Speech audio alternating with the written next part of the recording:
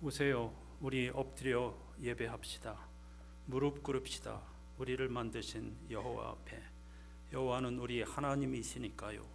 우리는 여호와의 목장의 백성이고 여호와의 손의 양떼이니까요. 아멘.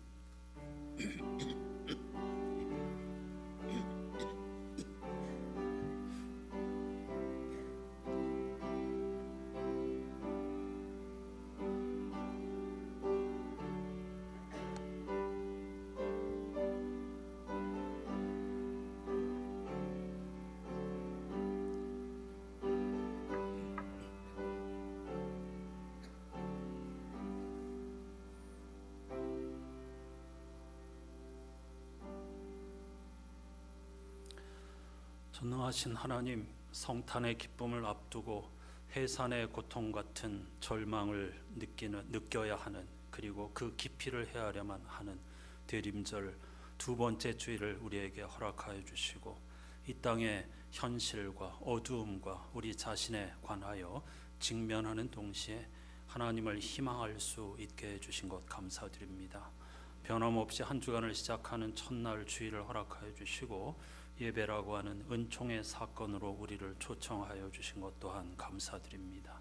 예배 모든 순서에서 정말로 하나님 한 분만을 향하도록 정교하게 짜여진 찬송과 기도문과 영상과 그리고 하나님의 말씀들을 통하여서 한없는 은혜와 사랑의 하나님께 집중하게 도와주시고, 그 하나님의 품 안에서 자유와 기쁨을 누리게 해주시고 희망을 노래하는 우리들이 되게 해 주시옵소서. 우리의 희망은 종말론적인 희망입니다. 우리의 희망 꿈으로 그치지 않게 도와주시고, 우리 지역사회와 모든 피조물의 탄식이 희망으로 바뀌어지는 씨앗이 되게 해 주시옵소서. 예수 그리스도의 이름으로 간절히 기원하옵나이다. 아멘.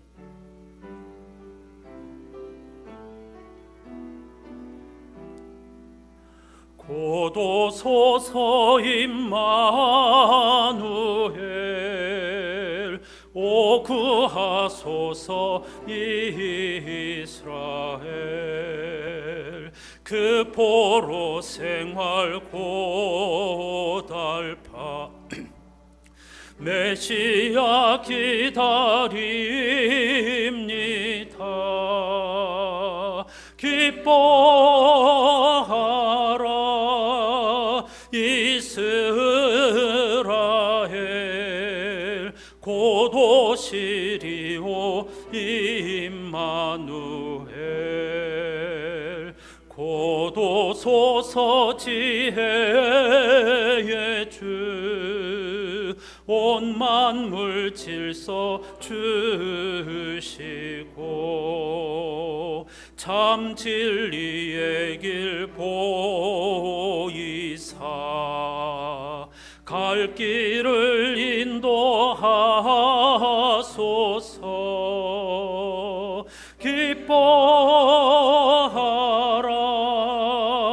이스라엘, 곧 오시리오 임마누엘.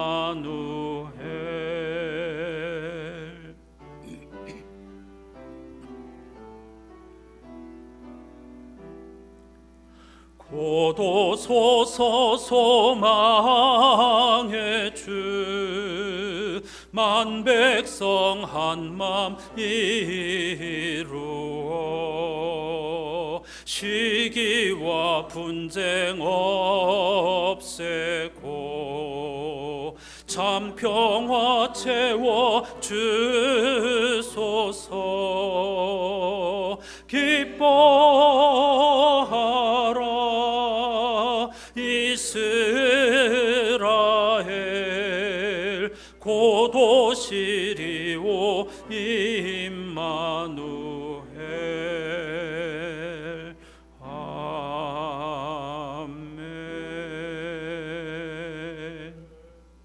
자리에 앉으시기 바랍니다. 대림절 두 번째 주일, 성공의 교단에서 14세기 허감부터 전통적으로 들여온 기도 선집이 있는데요, 그 가운데 선택된 대림절 두 번째 주일 기도입니다. 함께 기도하십시다.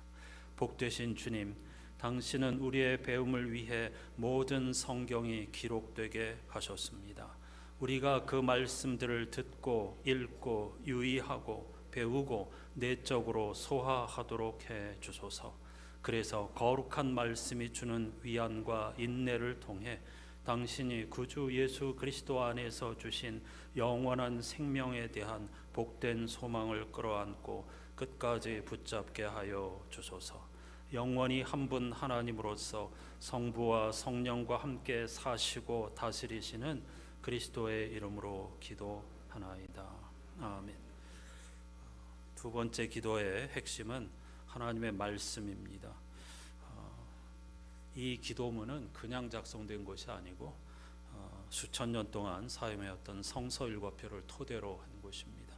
오늘 우리가 읽을 로마서 본문에도 보면 사도 바울이 성경을 기록한 이유에 대해서 우리들에게 들려주고 있는데요. 이 기도문 앞부분을 보십시오. 주님, 당신은 우리의 배움을 위해 모든 성경에 기록되게 하셨습니다. 빨간 부분이 중요합니다. 왜 기록되게 하셨느냐면 우리가 그 말씀들을 듣고 읽고 유의하고 배우고 내적으로 소화하도록 하기 위함입니다. 하지만 우리는 하나님의 말씀대로 살지 않죠. 이 부분을 깊이 생각하면서 삶의 방향을 돌이키기 위한 침묵 기도를 드리십시다.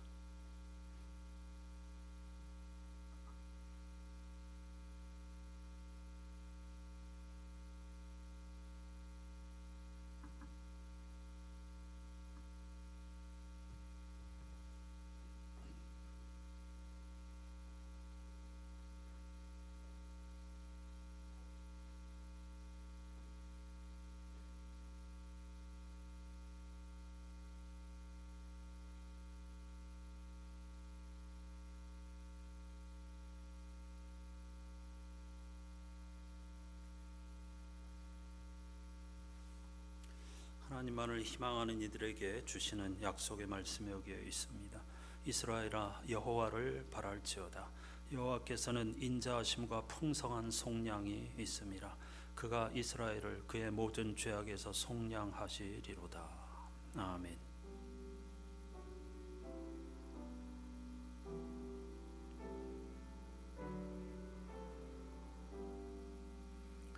그리스도인들이 믿는 도리를 사도신경으로 함께 고백하십시다.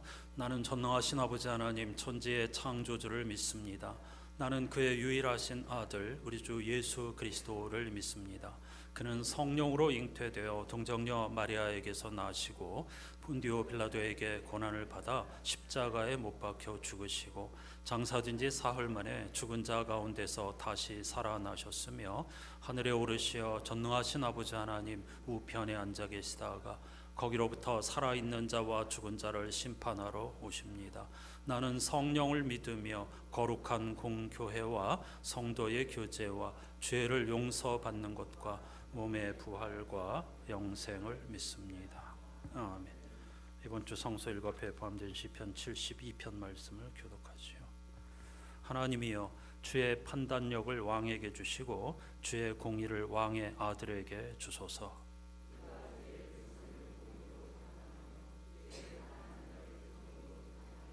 의로 말미암아 산들이 백성에게 평강을 주며 작은 산들도 그리하리로다.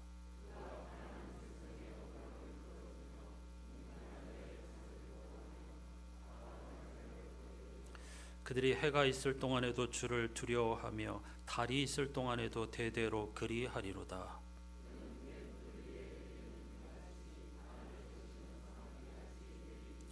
그의 날에 의인이 흥왕하여 평강의 풍성함이 달이 다할 때까지 이르리로다.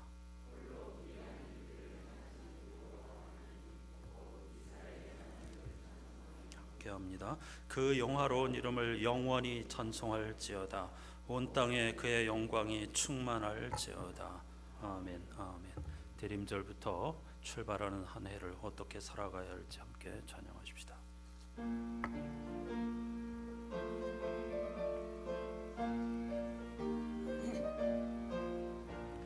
천성을 향해 가는 성도들아, 앞길의 장애를 두려워 말라. 성령이 너를 인도하시리니 왜 지체를 하고 있느냐.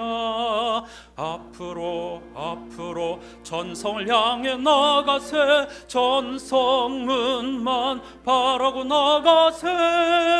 모든 천사 너희를 영접하러 문 앞에 기다려 서 있네.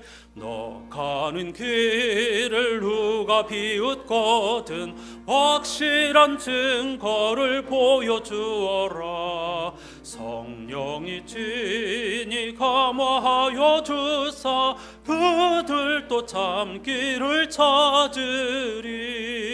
앞으로 앞으로 전성을 향해 나가세. 전성문만 바라고 나가세. 모든 천사 너희를 영접하러 문 앞에 기다려 서 있네.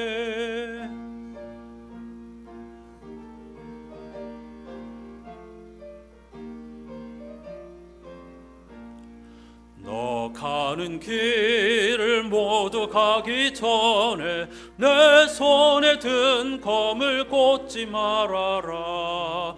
점막이 흥게 모두 깨뜨리고 끝까지 잘 싸워 이겨라. 앞으로 앞으로 전성을 향해 나가세. 전성문만 바라고 나가세. 모든 천사 너희를 영접하러 문 앞에 기다려 서 있네.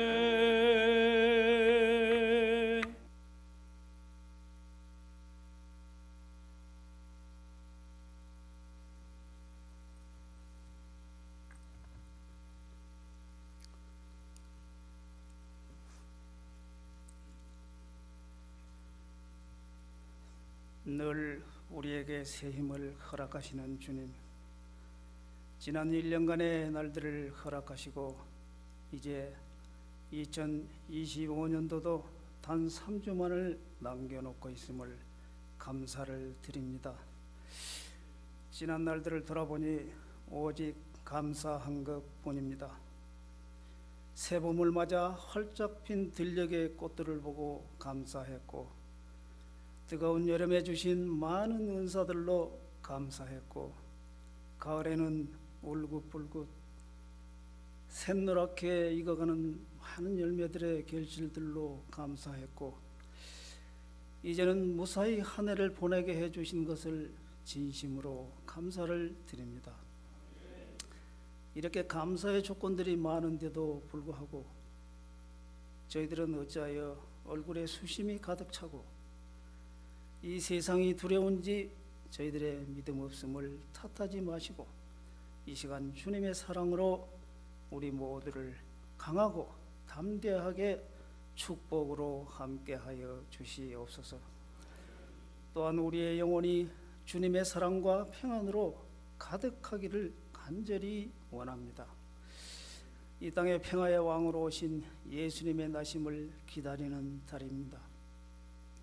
좀 더 우리 모두를 경건하게 하시고 거룩한 삶을 살도록 인도하여 주시옵소서.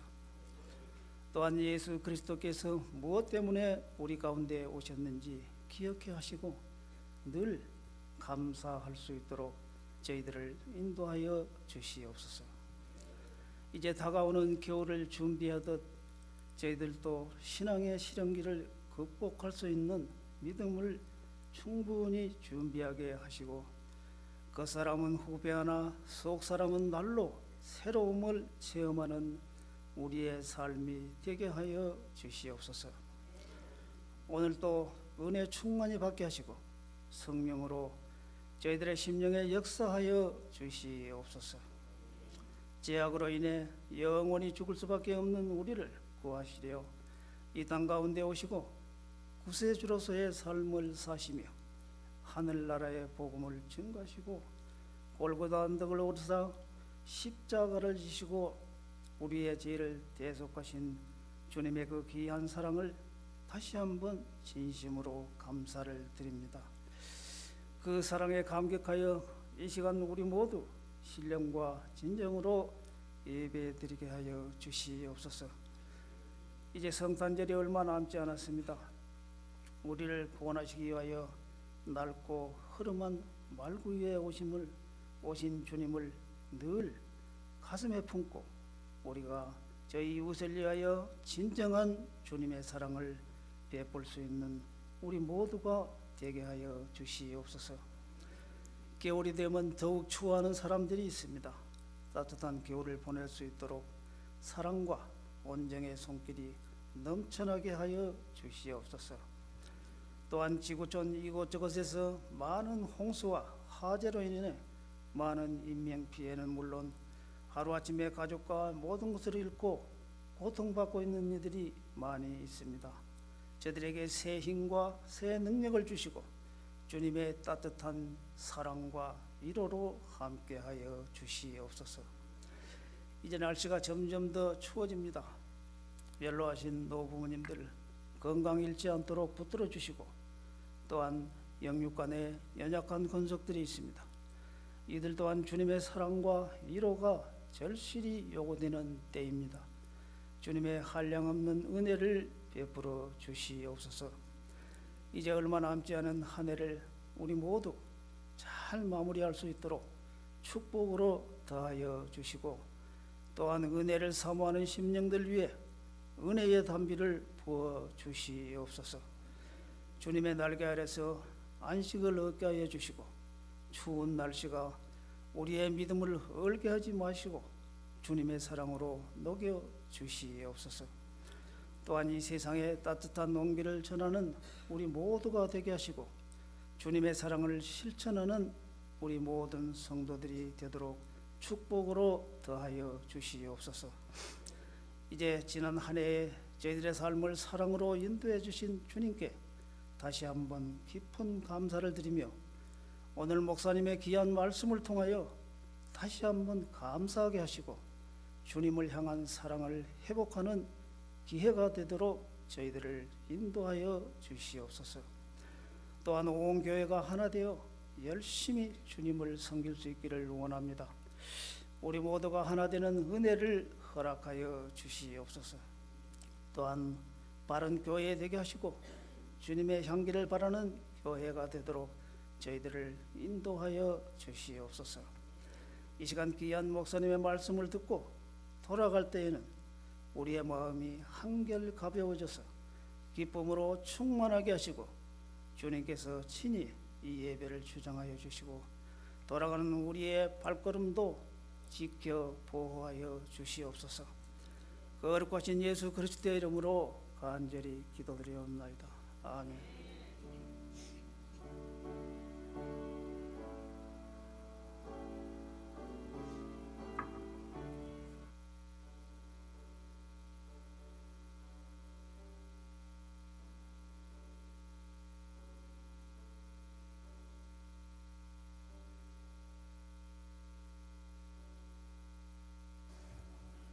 이제 모두 자리에서 일어나셔서 오늘 우리에게 들려주시는 하나님의 말씀을 경청하겠습니다.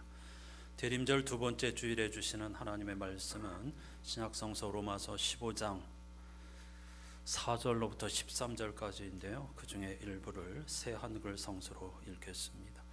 4절부터 6절까지를 제가 읽고 13절을 여러분이 읽어주시면 좋겠습니다. 앞서 성경에 기록된 것은 무엇이든 우리를 가르치기 위해 기록된 것입니다. 성경이 가르치는 인내와 용기를 통해 우리가 희망을 가지도록 하려는 것입니다. 인내하게 하시고 용기를 주시는 하나님이 여러분에게 그리스도 예수님을 따라서 서로 같은 생각을 품게 해 주시기를 빕니다. 그래서 여러분이 한마음 한입으로 하나님 곧 우리 주 예수 그리스도의 아버지께 영광을 돌리게 해 주시기를 빕니다. 13절 여러분 시작.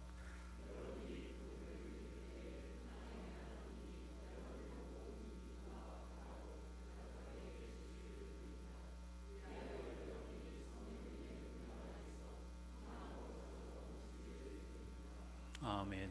자리에 앉으시기 바랍니다. 오늘 우리에게 주시는 본문에는 정말 희망이라는 단어로 차고 넘치죠. 마지막 구절에 희망으로 차고 넘치기를 빈다고 했는데 희망이라는 단어로 차고 넘치는 복된 말씀입니다. 이것이 바로 우리를 향한 하나님의 기대입니다. 찬양으로 함께 해보십시다.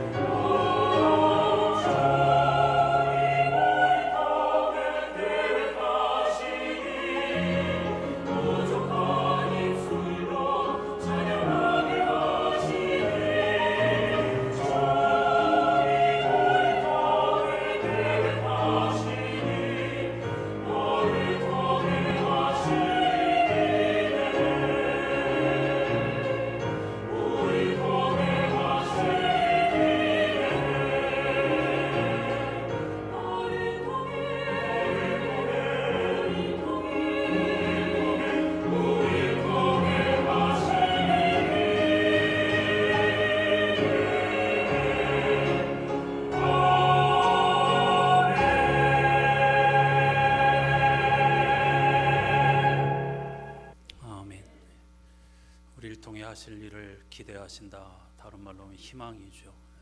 하나님의 희망이 우리의 희망과 맞닿아 있다는 사실을 기억해야 할 줄로 믿습니다. 여러분, 예배에 이 1시간가량 되는 예배에 많은 순서가 어우러져 있습니다. 그런데 그냥 하늘에서 떨어진 것이 아닙니다. 모두가 치밀하고 정교하게 짜여 있고 하나의 그날 예배의 주제에 따른 흐름이 있습니다. 아무렇게나 되는 것이 아닙니다. 찬송가 한 곡을 선곡하기 위해서 몇 시간을 쓸 수도 있고 영상 찬양을 선곡하기 위해 이틀을 소요할 때도 있습니다. 정확하게 그 맥이 맞아 떨어지는 것을 찾아야 하기 때문이죠. 코로나 이후로 우리가 이 찬양대를 대신하여 영상으로 찬양을 함께 하고 있는데, 물론 이게 정답은 아닙니다. 거의 우리 교회만의 그 예배 방식이고 한데, 저는 개인적으로 이것을 코로나 19가 우리에게 준 선물이라고 생각합니다. 인류가 무척 고통을 겪었지만은, 특히 교회가 큰 타격을 입었지만 우리가 과연 제자리에 있는가, 바르게 가고 있는가, 이걸 돌아보기 위한 그런 많은 질문을 우리에게 던져주었기 때문에 역설적으로 우리에게 도움을 준 면도 크다, 이렇게 말씀드리지 않을 수가 없습니다. 이 영상으로 드리는 찬양 얼마나 중요한 것인지 모릅니다. 여러분 그냥 구경하시라고 선곡하는 게 아닙니다. 오늘 그 예배 주제, 아까도 그랬지만은 모든 게 수천 년부터 이어져 온 성서 일과표, 예수 그리스도의 생애를 중심으로 한 성서 일과표를 따라서 그 주의 기도가 정해져 있었고, 그걸 함께 하면서 영적으로 우리가 과거, 현재, 미래를 함께 호흡하는 것이죠. 그런데 그 방법은 시대와 그 흐름에 따라서 얼마든지 새로운 옷으로 갈아입을 수가 있습니다. 여러분들이 찬양을 원하시면 제가 한 번도 하지 말라고 하신 적이 없습니다. 기쁘고 즐거운 마음으로 여러분들이 특송을 준비하시거나 혹은 뭐 가족 단위로 찬양을 하시거나 구역 단위로 하셔도 좋습니다. 그러나 큰 틀에서는 아무래도 목회자가 그날의 주제를 따라 가지고 집중할 수 있도록 정교하게 짜 나가는 것이기 때문에 여러분들이 특별히 그 찬양 신청을 하지 않으면 영상으로 이렇게 이어가고 있습니다. 여러분, 이런 기회가 아니면 언제 우리가 정말 그 하나님께서 달란트를 주셔가지고 명곡을, 하나님 찬양을 한 이들의 곡을 들어볼 기회가 있겠습니까? 매우 감사한 일이 아닐 수 없습니다. 핸델의 메시아라든가 천지창조, 이런 것도 우리말로 들어보고, 전곡은 아니지만 그 중에 한 곡이라도 들어보고 함께 더 깊은 세계를 호흡할 수 있다는 것은 매우 좋은 수단이고 또 방법이라고 하는 것을 다시 한번 말씀드리고 싶습니다. 이런 마음, 열린 마음으로 하나님의 은총을 더듬어 찾아가는 또 한 해가 될 수 있기를 주님의 이름으로 축복합니다.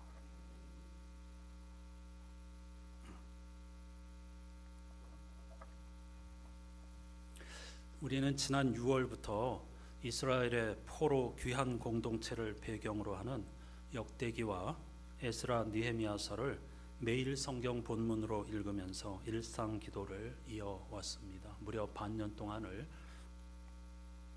포로 후기 공동체에게 주신 말씀을 붙잡고 살아온 것이죠. 참고로 구약 성서에서 두 권 상하로 분리된 역대기는 본디 히브리 성서에서는 한 권이고, 에스라 느헤미야로 분리된 성경 역시 히브리 성서에는 한 권으로 이루어져 있습니다. 우리 성서는 네 권이지만 히브리 성서에서는 두 권이라는 뜻입니다. 그리고 이 책들이 에스라 느헤미야 역대기 순으로 히브리 성서의 마지막에 위치합니다. 우리 성서에는 역대기가 앞에 나오고 에스라 느헤미야가 뒤에 가 있지만은 본디 히브리 성서에서는 에스라 느헤미야 그리고 역대기 순서인데, 이 책 두 권의 책이 결국 히브리 성서의 마지막에 자리하고 있다는 뜻입니다. 히브리 성서의 편집자들이 수많은 구약 성서 가운데서 이 두 책, 그러니까 에스라 느헤미야와 역대기를 구약 성서의 마지막에 배치한 것은 매우 깊은 뜻이 있습니다. 아무렇게나 그렇게 하지 않았겠죠. 우리가 한 번의 예배 순서도 치밀하고 정교하게 그 주제와 흐름을 따라 만드는 것처럼 성서를 편집하고 배치하는데 얼마나 많은 몸부림과 고민, 피땀이 있었겠습니까? 히브리 성서 편집자들이 에스라 느헤미야 역대기를 구약 성서의 마지막에 배치한 이유는요, 우리로 하여금 절망하게 하려는 것입니다. 매우 역설적이죠. 물론 우리에게 절망하게 하려는 것, 그것이 전부는 아닙니다. 그들이 우리를 깊은 절망으로 이끄는 까닭은 궁극적으로는 희망으로 이끌기 위함이기 때문입니다. 이 절망의 깊이를 헤아리지 못하는 사람은 희망의 기쁨을 알지 못합니다. 에스라, 느헤미야와 역대기는 같은 시대의 질문을 공유하는 한 권의 책이라고도 할 수 있습니다. 실제로 에스라, 느헤미야 그리고 역대기라고 하는 이 책은 같은 문장으로 시작하고 같은 문장으로 끝을 맺습니다. 에스라, 느헤미야를 시작하고 역대기를 마무리하는 한 문장을 같이 한번 읽어보시겠습니다. 메시지 성서로 읽어보십시다. 페르시아 왕 고레스가 선포한다. 하나님, 하늘의 하나님께서 내게 지상의 모든 나라를 주셨다. 또 내게 명령하여 유다에 있는 예루살렘에 그분을 예배할 성전을 짓게 하셨다. 하나님의 백성에 속한 사람들은 모두 돌아가라. 너희 하나님께서 너희와 함께 하시기를 빈다. 자, 이제 나아가거라. 참고로 여기에 페르시아 왕 고레스가 하나님을 하늘의 하나님이라고 부르는 걸 볼 수 있습니다. 여기서 말하는 하늘의 하나님은 바알을 의미합니다. 우리 익숙한 성서의 세계에 익숙한 우리들은 당연히 하나님을 찬양했겠지 그렇게 생각하지만은 고대 근동 바벨론이나 페르시아, 아시리아 제국이 다스리던 시대에서는 바알을 하늘의 하나님, 즉 최고의 신이라고 묘사하였습니다. 여기 보면 하나님의 백성에 속한 사람들은 돌아가라고 하면서, 그러니까 야훼 신을 믿는 사람들은 돌아가라는 뜻입니다. 그리고 분명히 고레스가 너희 하나님께서 너희와 함께 하시기를 빈다라고 말하고 있습니다. 그가 하나님을 믿은 게 아닙니다. 성서의 하나님을 믿는 게 아니고 페르시아 왕 고레스는 바알이 나에게 모든 세계를 통치하게 해주셨는데 모든 백성들을 하나로 아우리고 불만을 잠재우고 반란을 아예 꾀하지 못하도록 하기 위해서 관용 정책을 편 것입니다. 원하는 사람들은 다 고향으로 돌아가라. 심지어 너희들이 믿는 신전을 짓도록 내가 물자도 공급해 주겠다. 이런 관용 정책을 펼친 것입니다. 그런 이유로서 너희는 돌아가라.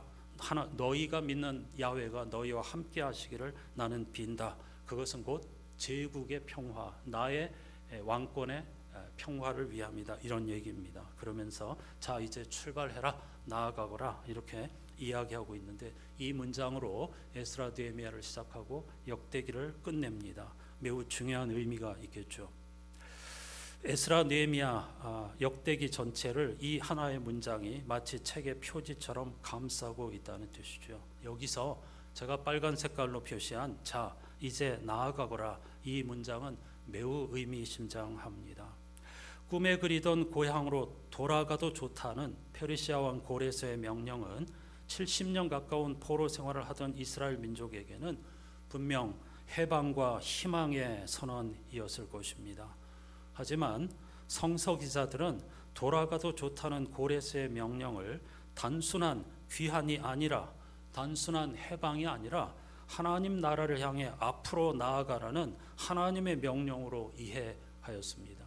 실제로 고레스는 자 이제 나아가거라 하는 것은 예루살렘을 향해 올라가거라 라고 말한 것입니다. 그래서 기존의 모든 대부분의 성서는 이 문장을 올라가라 이렇게 번역하고 있습니다. 하지만 성서 기자들은 이게 단순히 고향으로 돌아가라는 명령이 아니었다는 사실을 깨달은 것입니다. 하나님의 나라, 그러니까 예루살렘으로의 귀환은 과거로 다시 돌아가라는 것이 아닙니다. 미래로 나아가기 위한 것이었습니다. 하지만 안타깝게도 귀환 공동체의 이야기는 해피엔딩이 아니었습니다. 그들은 그저 이 나아가거라 하는 하나님의 말씀을 다시 과거로 돌아가도 좋다 하는 뜻으로 오해하였기 때문입니다. 에스라 느헤미야서의 마지막 장은 귀한 공동체의 역사가 실패의 역사로 점철되었다는 사실을 감추지 않고 적나라하게 보도합니다. 지금 읽은 본문처럼 고레스의 허락으로 예루살렘에 돌아온 귀한 공동체는 우여곡절 끝에 성전을 재건하고 그것이 이른바 제2성전이죠. 솔로몬 성전은 완전히 무너졌고 귀한 공동체에서 세워진 두 번째 성전이었습니다.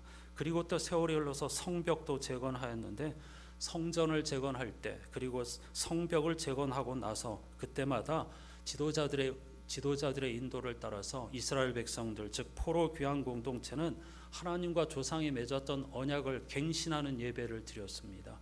우리 조상들이 이런 실패 때문에 이런 일들을 겪었는데 다시는 이런 일들을 반복하지 않겠습니다. 하나님의 율법, 하나님의 가르침을 따라 살겠습니다 하고 약속하면서 새 출발을 했다는 것이죠.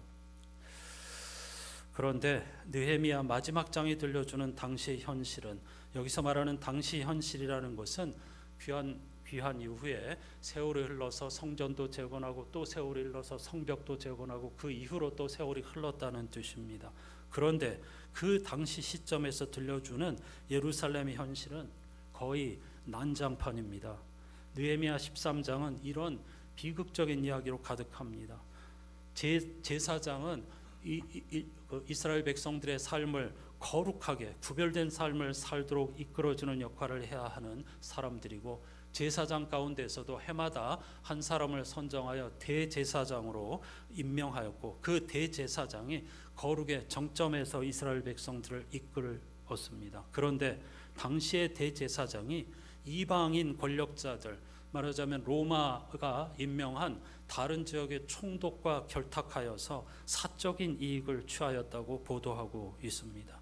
심지어 대제사장의 증손자가 이방 사람들 총독의 후손과 혼인을 했다는 사실을 기록하고 있습니다. 레위인들은 생계를 위해 자신에게 맡겨준 거룩한 직무를 떠나고 버리고 돈벌이를 하러 떠났답니다. 그 이유는 12지파에게 율법에서 약속한 레위인들의 생계, 먹을거리를 책임져 주지 않았기 때문입니다. 저마다 자기 배를 불리기 위해서 율법에 정한 레위 사람들의 생계를 책임져 주지 않아서 어쩔 수 없이 레위 사람들이 직무를 버리고 생계를 위해 떠나버렸다는 것입니다. 또한 안식일에 엄히 금하여졌던 매매, 장사하는 것들을 고위직들과 부자들이 버젓이 하고 있었고, 그 언약을 갱신할 때마다 약속하였던 이방 사람들과의 통혼이 여전히 일상적으로 이루어졌다는 사실을 감추지 않고 보도하고 있습니다. 에스라 느헤미야 역대기를 쭉 읽으면 언제나 이스라엘 백성들의 삶이 도돌이표처럼 제자리인 것만 같습니다. 지난주 이 느헤미야서 마지막 13장을 읽으면서 무척 마음이 아프고 속상했습니다. 이스라엘 백성들 그 조상 때로부터 역사를 끊임없이 반복하고 있는데, 그것 때문에 결국 나라가 무너지고 포로 생활, 비극적인 생활을 하면서 깊은 깨달음을 얻고, 성전 중심, 공간 중심의 삶에서 안식일이라고 하는 시간 중심의 삶으로 하나님의 신앙생활의 중심점을 옮겨 놓았음에도 불구하고 또다시 포로 귀환 공동체가 비록 성전과 성벽은 재건하였지만은 일상에서는 하나님의 말씀을 따르지 않고 그냥 관습처럼 살아가는 그런 모습을 여전히 버리지 못했기 때문입니다. 그런데 기도하는 가운데에서 그 새벽 기도 인도를 마치고 절망하고 아픈 마음으로 기도하는데 동시에 큰 위로가 몰려왔습니다. 히브리 성서 편집자들이 그런 절망적인 상황을 감추지 않고 정직하게 보도하면서, 그런 절망 가운데서도 이제 나아가거라 라고 하는 명령을 구약 성서의 마지막 문장으로 둔 이유를 깨닫게 되었기 때문입니다. 분명히 눈에 펼쳐지는 현상은 절망할 수밖에 없습니다. 이게 뭔가, 인간은 정말 이런 존재인가? 하나님께서 아무리 한없는 은혜와 사랑을 베풀어 주시고 그리고 기회를 주셔도 그들은 여전히 목이 굳은 백성처럼 제자리에 머물러 있는 것 아닌가, 이런 생각에서 마음 아파하고 제 자신과 우리들의 모습을 보기도 하는데, 그런데 절망하지 않고 성서 기자들은 그 성서의 마지막 문장을 그래도 이제 나아가거라, 이런 문장으로 마무리하면서 우리에게 희망의 이유를 던져주고 있다는 것입니다. 목회자로서 한 해를 마무리할 때면 실망과 허무의 감정에 사로잡힐 때가 있습니다. 여러분과 함께 14년 동안 예배를 인도하며 하나님의 말씀을 몸부림치면서 공부하고 그리고 그 말씀을 전했지만 언제나 제자리에 머물러 있는 것 같은 느낌이 들 때가 있기 때문입니다.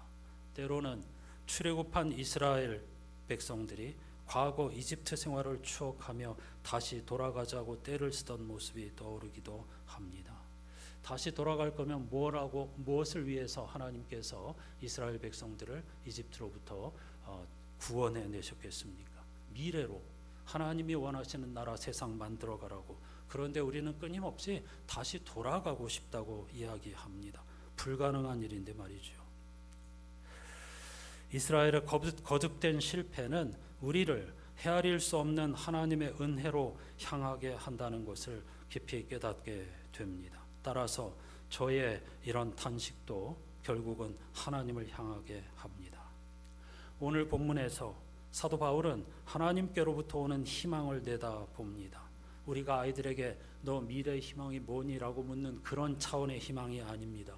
세상이 줄 수 없는 희망, 세상이 줄 수 없는 위로, 세상이 줄 수 없는 기쁨을 우리에게 전하고 있는 것입니다.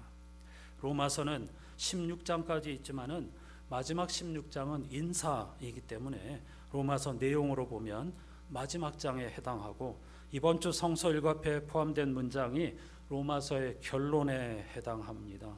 여기서 사도 바울은 전에 기록된 말씀은 이렇게 시작합니다. 4절을. 그건 성서를 말하는 것이죠. 엄밀하게는 구약 성서를 말하는 것입니다. 당시에는 신약 성서가 아직 편집되기 전이었기 때문이죠.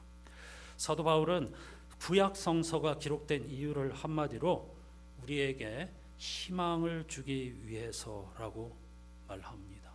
아주 중요합니다.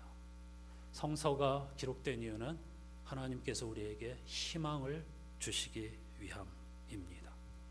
그런데 사실 로마 교회의 상황이나 바울의 상황은 결코 희망을 노래할 수 있는 상황이 아니었습니다.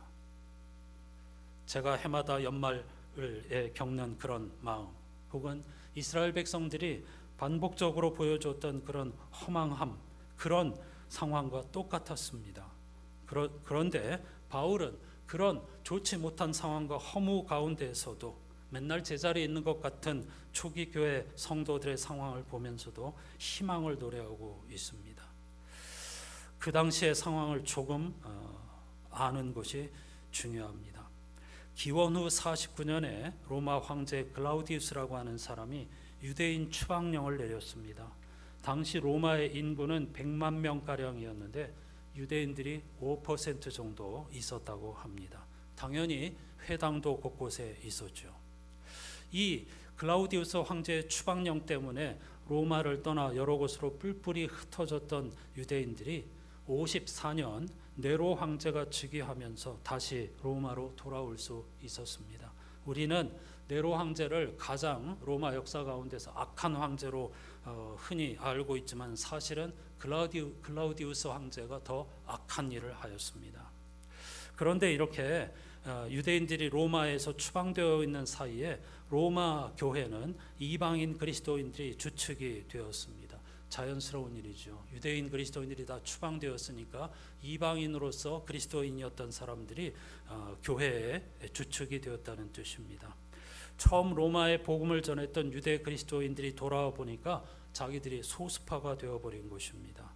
어려서부터 철저하게 율법을 기준으로 살았던 그들은 이방 그리스도인들과 함께 신앙생활을 하면서도 전통 절기를 지켰고 음식도 율법에 따라서 가려서 먹었습니다. 무슨 말이냐면 아직은 초기 그리스도인이었기 때문에 그리스도 안에서 온전한 자유를 얻지 못했다는 뜻입니다.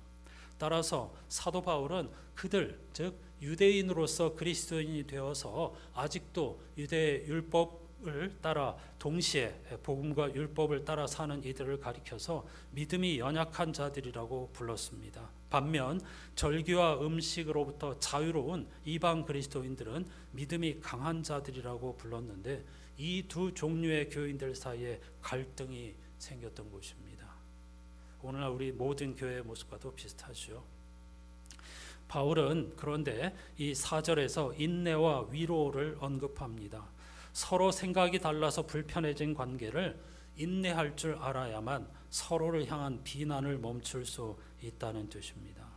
하지만 우리는 내가 옳고 너 틀렸다 이런 식으로 대응을 하기 일쑤이죠.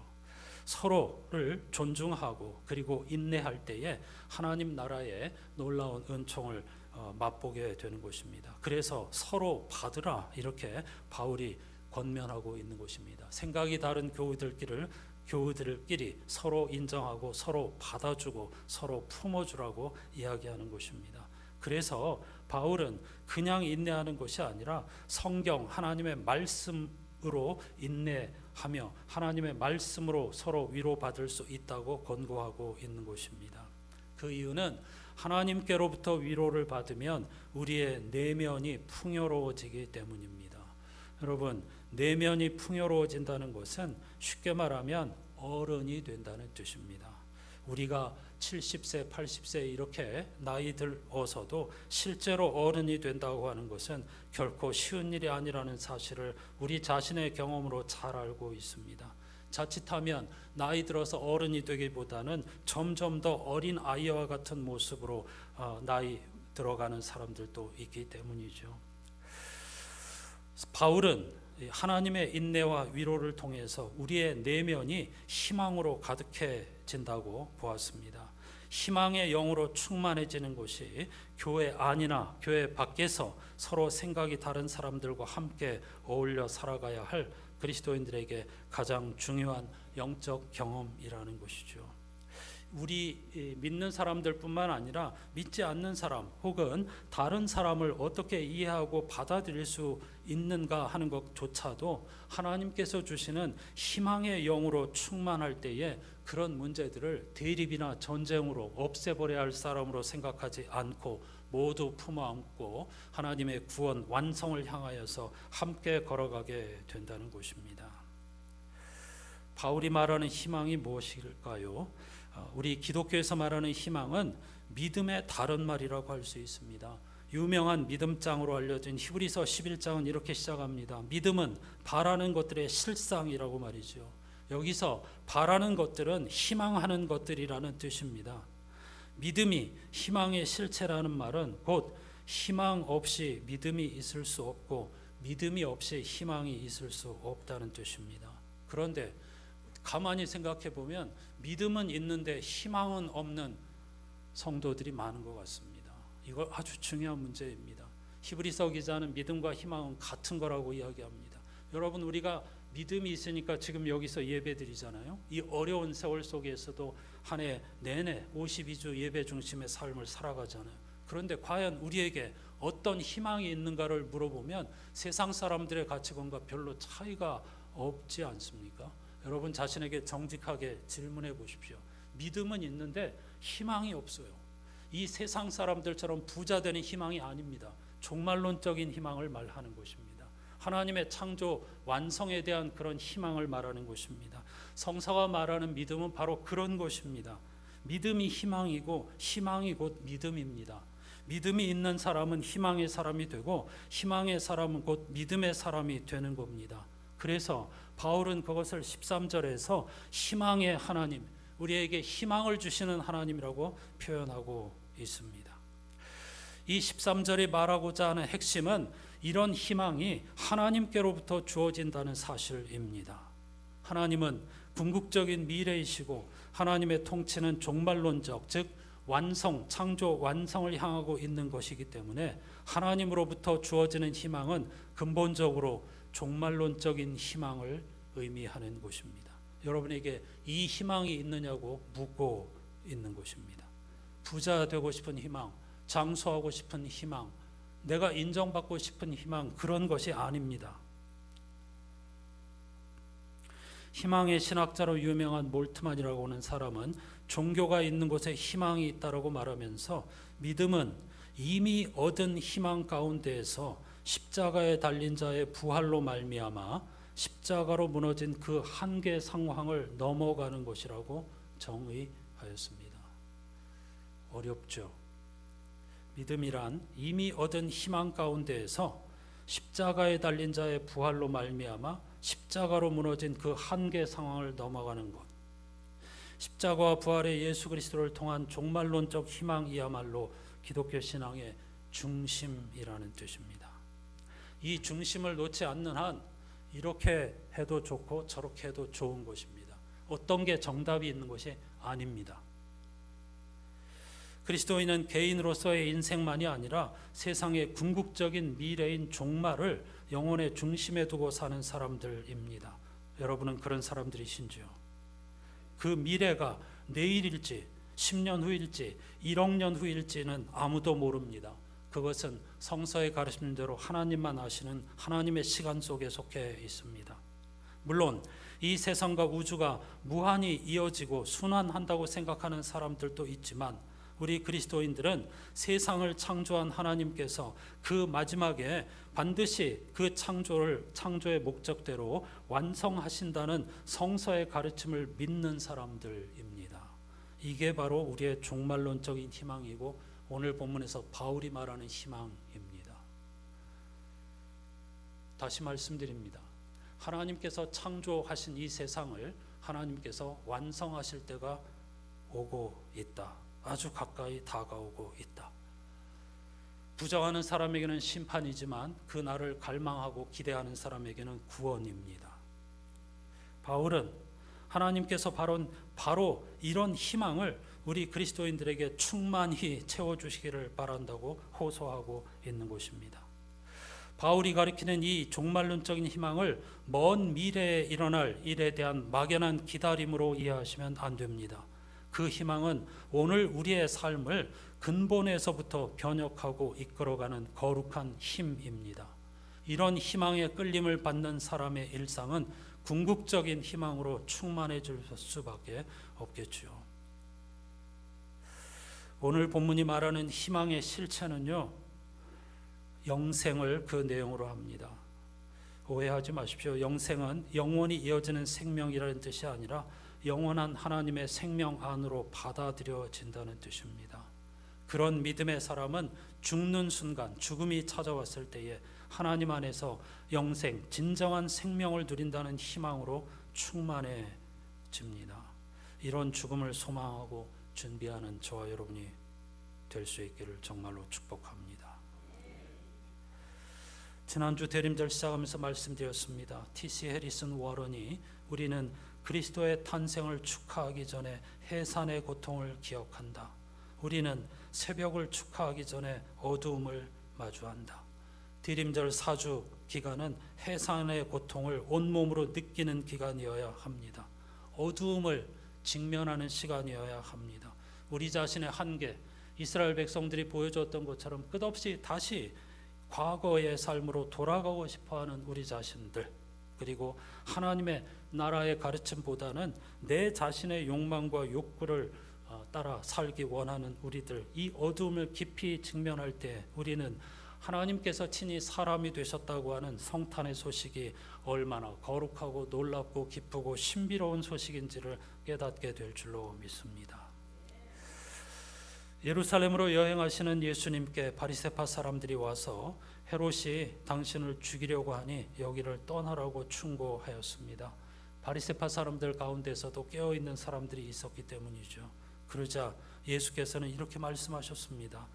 오늘도 내일도 그 다음 날도 나는 내 길을 가야 하겠다. 나는 내 길을 가겠다. 이렇게 말씀하신 것입니다. 여기서 말하는 길이 뭡니까? 십자가와 죽음의 길입니다. 이걸 직역하면 오늘도 내일도 다음 날도 나는 십자가에서 죽기 위해 왔노라, 그런 뜻입니다. 사방에 적의 눈빛이 가득하고 의심과 편견과 독선의 말이 에워싼 상황에서도 예수께서는 자신이 가야 할 길을 잊지 않고 계속해서 희망하며 걸어가야 하겠다고 말씀하신 것입니다. 우리의 대림절도 바로 이런 결단으로 가득한 시간이 되어야 하겠죠. 김주련 선생은 어느 때보다 찢기고 상한 영혼들의 신음이 깊은 지금 이때에 예수 그리스도의 이 말씀을 생각하면서 우리에게 주어진 길을 끝까지 걸어갈 수 있기를 소원한다고 고백합니다.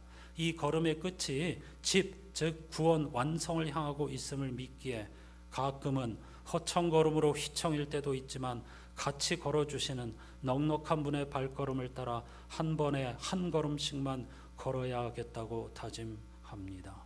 얼마나 겸손하고 거룩한 고백입니까?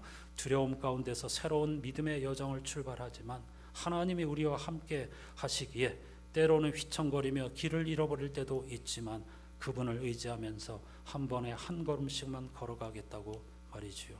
그리고 지금 우리 곁에서 같은 길을 걷는 영적 동행자 동무들에게 이런 인사를 자주 건네면 좋겠다고 이야기합니다. 좋은 순례길 되시기를 바랍니다 라고 말해줘요. 대림절로부터 시작한 2025-26년 영적 한 해의 여정이 정말 하나님과 조심스럽게 한 걸음씩 옮기는 거룩한 동행이 될 수 있기를 갈망하면서 하나님께서 예수께서 부탁하신 감사의 식탁 교제로 나아가시겠습니다. 오늘 예배 말씀을 순례자의 길로 귀담아 들으시면서 그것을 고백하는 377장을 찬송하시면서 성찬 예식으로 함께 나아가십시다. 장로님들 나오시면 되겠습니다.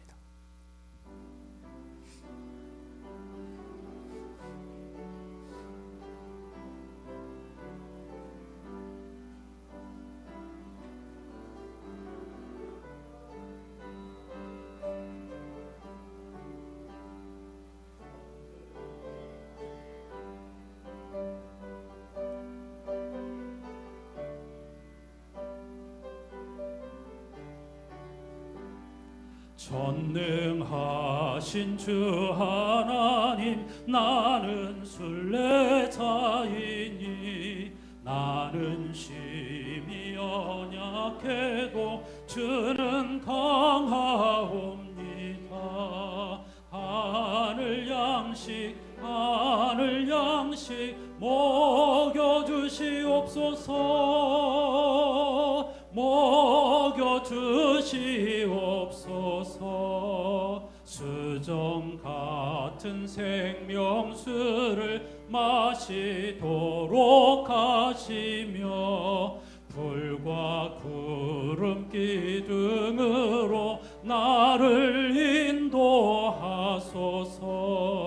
나의 주여, 나의 주여, 힘과 방패 되소서, 힘과 방패 되소. 하늘 양식, 하늘 양식, 하늘 양식 먹여주시옵소서, 먹여주시옵소서. 한 번 더. 하늘 양식, 하늘 양식, 하늘 양식 먹여주시옵소서, 먹여주시옵소서.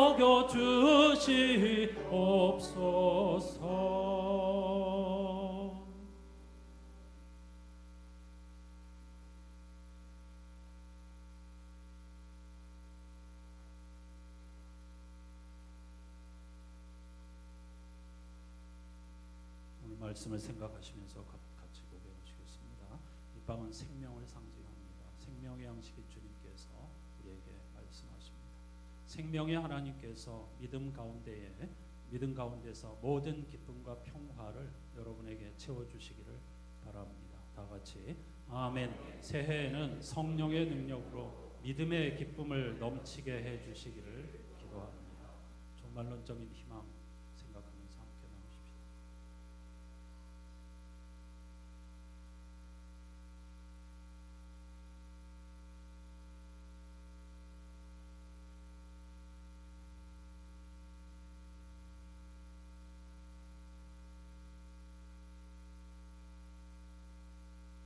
절과 4절을 부르시면서 박수만 하십시오.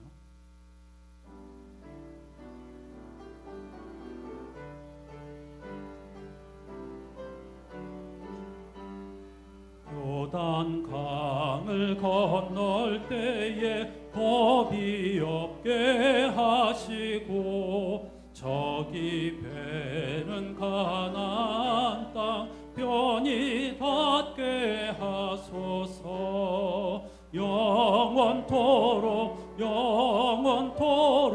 주께 찬양하리라, 주께 찬양하리라. 흠이 없는 예수께서 사람 위해 죽으사 생명길로 향한 문이 모두에게 열렸네. 우리 모두 마음 모아 하나님을 바라세. 하나님을 바라. 4절 없는 예수께서 사람 위해 죽으사 생명길로 향한 문이 모두에게 열렸네. 우리 모두 마음 모아 하나님을 바라세. 하나님을 바라. 우리 모두 마음 모아 하나님을 바라세. 하나님을 바라세.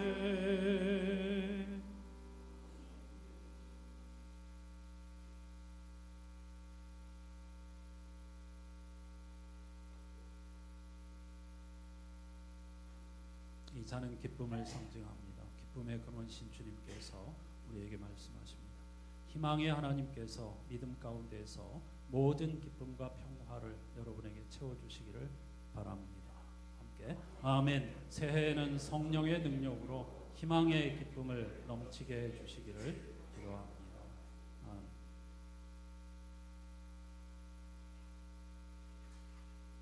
믿음과 희망을 함께 4절 가사로 찬양하십시오.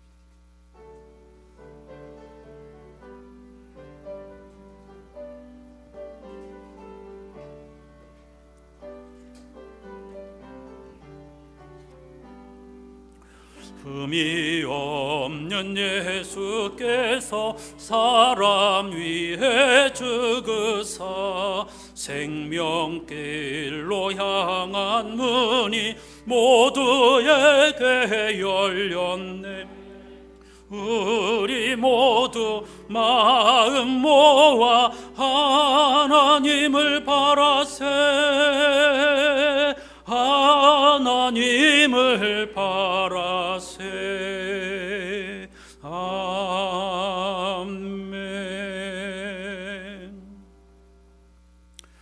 깊은 어둠, 해산의 고통을 직면하며 4주간을 지내는 대림절입니다. 이 기간 동안 우리 자신의 민낯을, 또 이스라엘 역사가 보여주는 인류의 민낯을 정직하게 직면하면서 하나님을 바라는 대림절, 그리고 궁극적으로 이 종말론적인 희망 속에서 한 걸음씩 한 걸음씩 오늘 지금 여기를 살아갈 수 있게 해달라고 다 같이 간절히 기도하십시다. 하나님 아버지 감사합니다. 대림절 두 번째 주일을 우리에게 허락하여 주시고 하나님 신 예수께서 친히 사람이 되실 수밖에 없었던 이유, 그 어두움, 그 고통, 우리 자신의 현실을 새삼 바라볼 수 있게 하여 주신 것 감사드립니다. 하지만 성서기자들이 우리를 절망에 직면하게 하는 것은 그 자체가 목적이 아니라 하나님을 희망하도록 하기 위한 것입니다. 우리가 꿈꾸는 하나님의 나라는 물론 우리들이 여기서 빛과 소금의 사명을 감당해야 하겠지만은 궁극적으로는 하나님으로부터 오는 것이라는 사실을 깨닫게 될 때에 우리는 오히려 자유하게 되고 하나님께로부터 오는 희망, 하나님의 지혜, 하나님의 능력을 구하면서 십자가와 부활의 능력으로 이 세상을 아름답게 변화시키고 그리고 끝까지 우리의 믿음의 여정을 걸어가기로 다짐할 수 있는 줄로 믿습니다. 사도 바울도 초기 교회 상황, 매우 어려운 다툼과 분열, 그리고 하나로 모아지지 않는 마음을 하나님께서 허락하여 주시는 희망의 말씀으로 그들을 다독이면서 함께 미래로 나아가자고 권고하고 있습니다. 구약성서 기자들이 자 이제 나아가거라라고 우리에게 당부하는 것처럼 하나님의 세계, 이 절망 가운데에서 무너지지 않고 도리어 하나님의 빛, 하나님으로부터는 희망, 종말적인 약속을 붙잡게 도와주시고 이 세상이 우연의 흐르거나 혹은 그저 한없이 반복되는 것이 아니라 반드시 창조의 완성을 향하여 나아가고 있다는 사실을 붙잡고 현실을 살아가는 우리 안산의 성도들의 한 해가 되게 해 주시옵소서.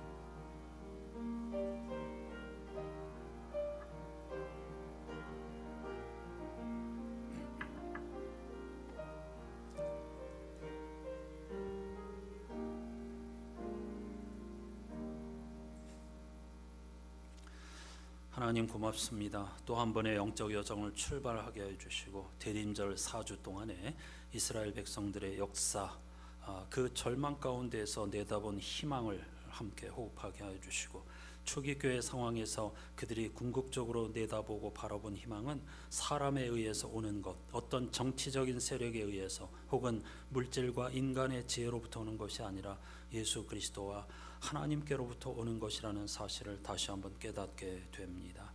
성서 기자들이 우리를 절망하게 하는 것은 그 자체가 목적이 아니라 하나님께로 향하게 하기 위함입니다.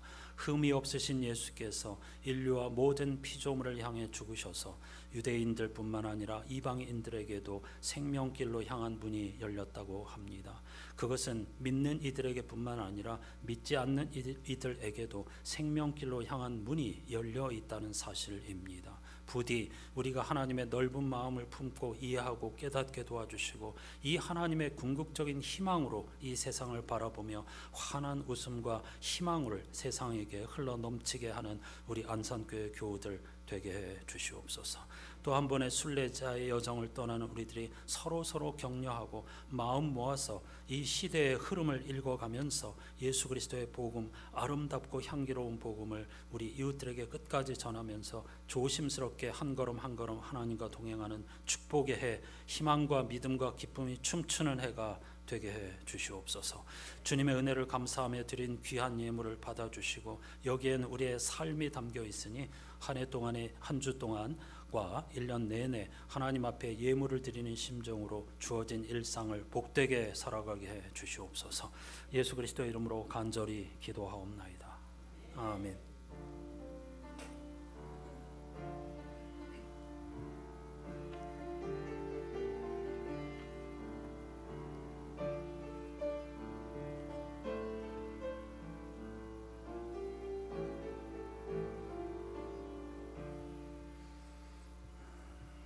오늘 말씀의 주제는 희망이었죠. 이렇게 인사하십시다. 희망의 순례자가 되시기를 축복합니다.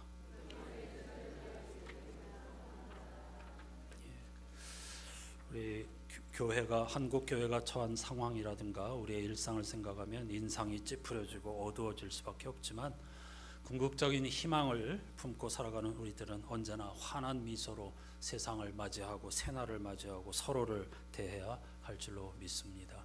그런 환한 미소 천사들이 될 수 있기를 다시 한번 주님의 이름으로 축복합니다.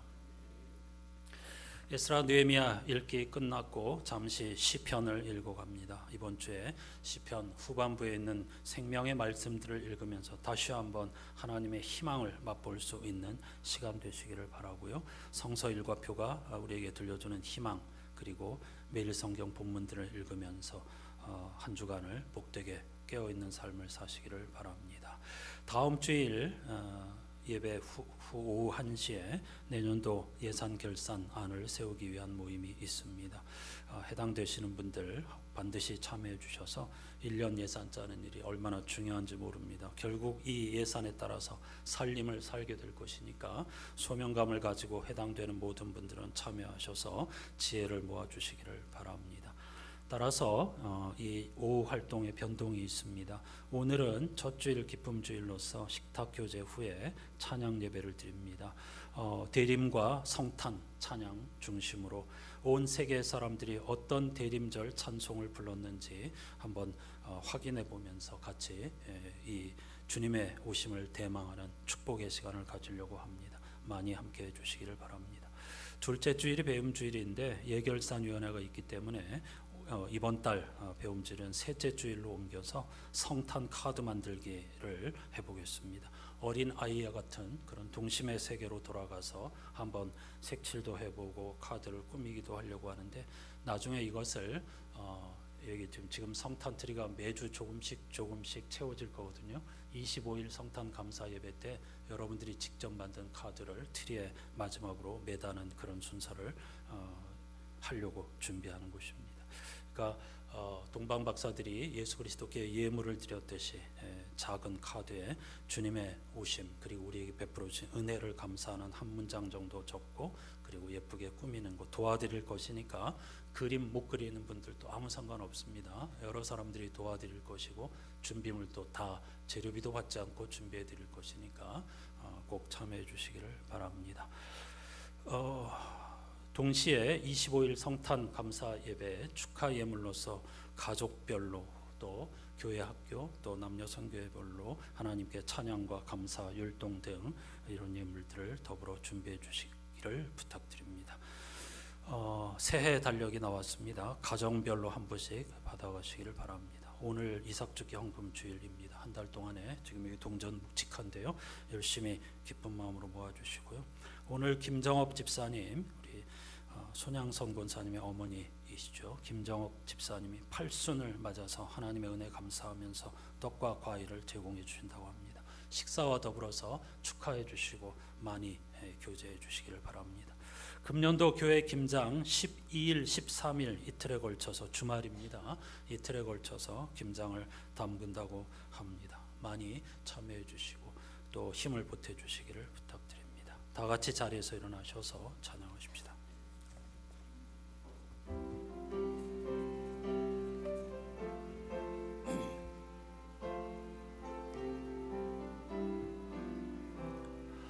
우리 다시 만날 때까지 하나님이 함께 계셔 훈계로서 인도하며 도와주시기를 바라네. 다시 만날 때 예수 앞에 만날 때 다시 만날 때 그때까지 계심 바라네. 다시 만날 때 예수 앞에 만날 때 다시 만날 때 그때까지 계심 바라네. 하나님께서 여러분에게 복을 내리시고 여러분을 지켜주시기를, 하나님께서 여러분에게 미소 지으시고 은혜 베푸시기를, 하나님께서 여러분의 얼굴에서 눈을 떼지 않으시고 여러분을 형통케 해주시기를 빕니다. 우리 구주 예수 그리스도의 은혜와 하나님 아버지의 사랑과 성령님의 말로 닿을 수 없는 탄식과 교제가 절망과 어두움과 해산의 진통 가운데서도 하나님께서 우리에게 당신의 모든 것을 내어주심으로 허락하여 주신 궁극적 미래의 희망을 붙잡고 또 한 해 동안 조심스럽게 하나님과 동행하며 희망의 순례길을 걷기로 다짐하는 모든 이들의 삶의 자리에 항상 함께해 주시옵기를 간절히 축원하옵나이다. 아멘.